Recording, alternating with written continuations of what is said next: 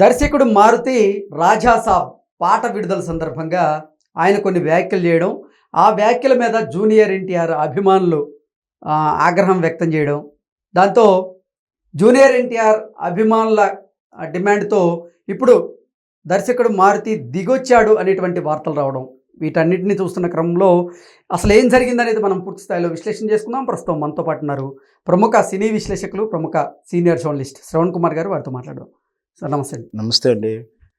రాజాసాబ్లో ఒక పాట విడుదల చేసేటువంటి క్రమంలో భాగంగా దర్శకుడు మారుతి ఆయన కొన్ని వ్యాఖ్యలు చేయడం, ఆ వ్యాఖ్యల పట్ల జూనియర్ ఎన్టీఆర్ అభిమానులు ఆగ్రహం వ్యక్తం చేయడం, ఆ తర్వాత వారి డిమాండ్ మేరకు దర్శకుడు మారుతి క్షమాపణలు చెప్పడం, ఇవన్నీ జరుగుతూ ఉన్నాయి. అసలు ఏంటి ఆ వివాదంలో ఏం జరిగింది, అసలు ఎందుకు జూనియర్ ఎన్టీఆర్ అభిమానులు దర్శకుడు మారుతిని టార్గెట్ చేశారు, మారుతి ఇటువంటి వ్యాఖ్యలు చేశారంటే ఏం చెప్తారు?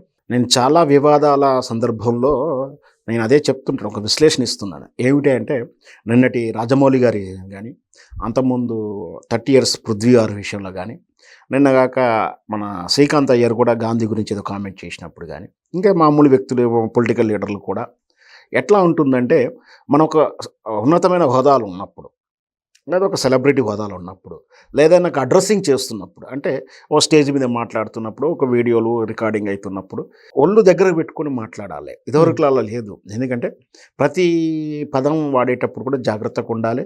కనీసం మన గతంలో చూస్తున్నాం, అంటే ఏ సందర్భంలోనైనా సరే ఆచితూచి మాట్లాడాల్సినటువంటి అవసరం అయితే ఉంది ఖచ్చితంగా. ఎందుకంటే ఇదివరకులా మనం ఏదో సామెత కూడా వాడే కొన్ని వివాదాస్పద సామెతలు ఉన్నాయి.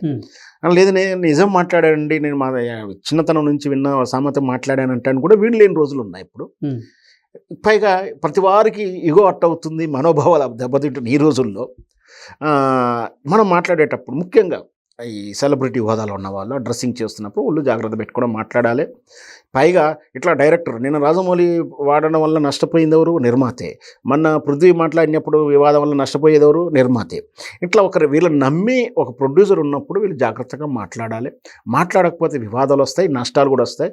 నేను మారుతి గారి విషయంలో సేమ్ అదే జరిగింది. తను యాదృచ్ఛికంగా మాట్లాడాడా, నిజంగా కావాలని మాట్లాడారే, కానీ మాట్లాడిందనమాట అర్థం ఏమొస్తుంది? కాలర్ ఎగరయ్యాడు, అది చిన్న మాట మా హీరోకి, పెద్ద కటౌటు.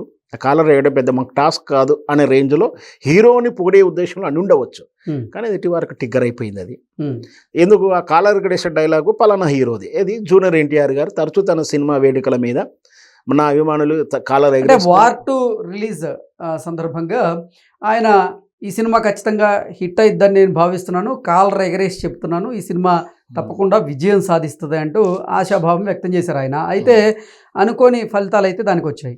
ఇప్పుడు మారుతి గారు ఈ కాలర్ అనేటువంటి అంశం మీద చేసినటువంటి వ్యాఖ్యలు ఏవైతే ఉన్నాయో అవి నిజంగా పరోక్షంగా జూనియర్ ఎన్టీఆర్ గారిని ఉద్దేశించే మారుతి గారు అవి చేసి ఉండొచ్చు అని జూనియర్ ఎన్టీఆర్ అభిమానులు ఆయన మీద ఆగ్రహం వ్యక్తం చేయడంతో పాటుగా ఆయన సారీ చెప్పమని డిమాండ్ చేయడంతో ఇప్పుడు ఆయన దిగొచ్చి క్షమాపణ చెప్పారు. ఏంటి అసలు? అంటే ఆయన ఉద్దేశపూర్వకంగా మాట్లాడడం చూడచ్చా, లేదంటే అసలు మామూలుగా రాజాసాబ్లో ప్రభాస్ గారి పాత్రను ఉద్దేశించి ఆయన ఈ కటౌట్కి ఈ కాలు ఎగరేయడం లాంటివి చాలా చిన్నవి అని ఆయన చెప్పి ఉండొచ్చా? అసలు ఏం జరిగి ఉండొచ్చు అంటారు? అదే ఇప్పుడు మన మారుతి గారు కేవలం దర్శకుడే కాదు, అంతకుముందు రైటర్ కూడా.